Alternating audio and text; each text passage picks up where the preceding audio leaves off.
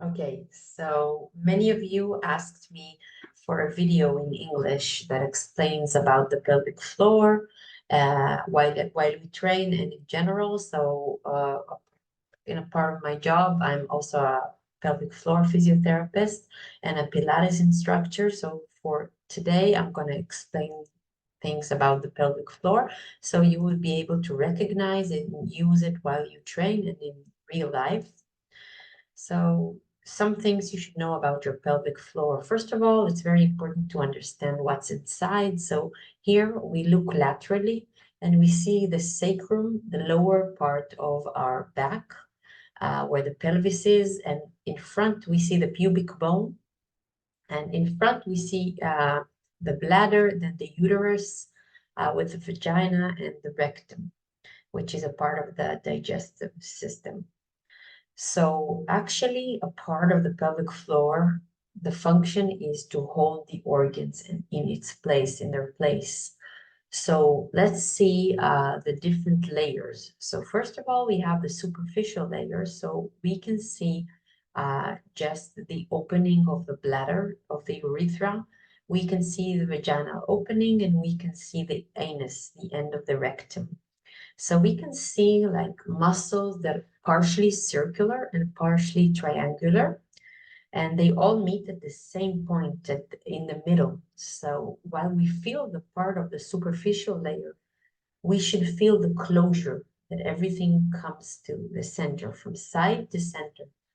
These are the bones where we sit, the sitting bones or the ischial tuberosities. So when you sit up high on the chair, you can actually feel that you're sitting on these bones, really.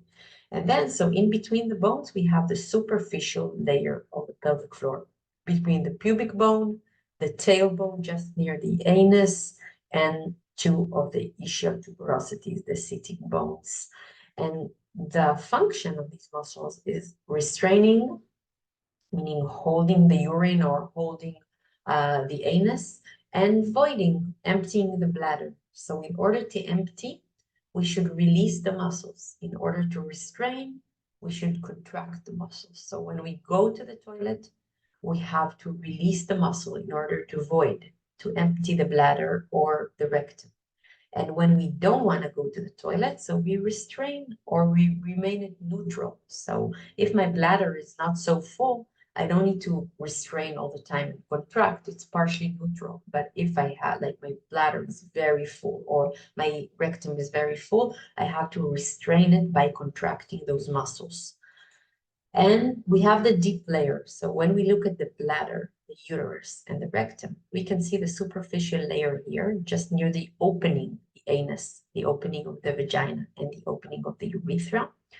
And up high inside, we see a deeper layer that lies just underneath the bladder, the uterus, and the rectum. And its purpose is to lift the organs while we cough, we sneeze, we jump, we run, we lift.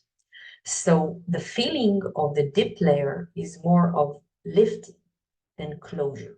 So first of all, we should feel a closure, and then we should feel the lifting. The lifting can feel like the tightening of the rectum or the tightening of the vagina, or like we want to hold it and lift it up.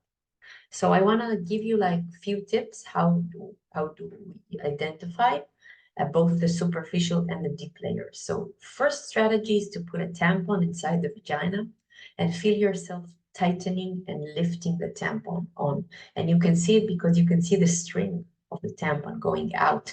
And when you tighten and lift, you can see it move. Second, the strategy is to put one or two fingers inside the vagina, and you can feel the tightening of the vagina wall on your fingers and the lift of the finger inside, like you want to suck it inside.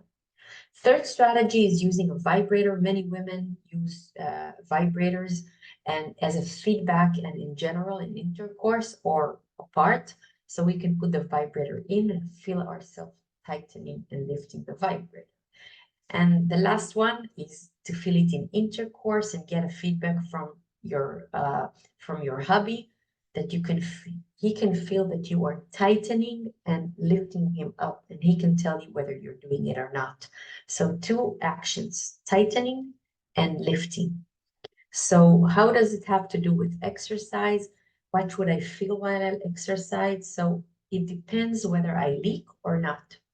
If I don't leak, so my pelvic floor automatically works. I don't have to be worried. It works for me, okay? Because the pelvic floor feels the intra-abdominal pressure happening and it should react on time. When it doesn't happen on time or my muscles are not strong enough, so I leak. So if you don't leak, don't think about it. Don't be worried. If you do leak, so while you inhale, you should feel those muscles being released. Let them go down. When you exhale, you should feel the contraction of the muscles going center direction and up. So while we feel it, while we train, so sometimes I talk about the breathing, when do we have to inhale, when do we have to exhale. So if you do leak, try to feel some of it. Like you can't do it all the time because you have to be very concentrated for that. But a part of the time, try to feel it going center and up while you exhale. While you inhale, try to feel the release. The pelvic floor spreads and goes just a little bit down. So if you need help with that, you know where to find me. Ciao.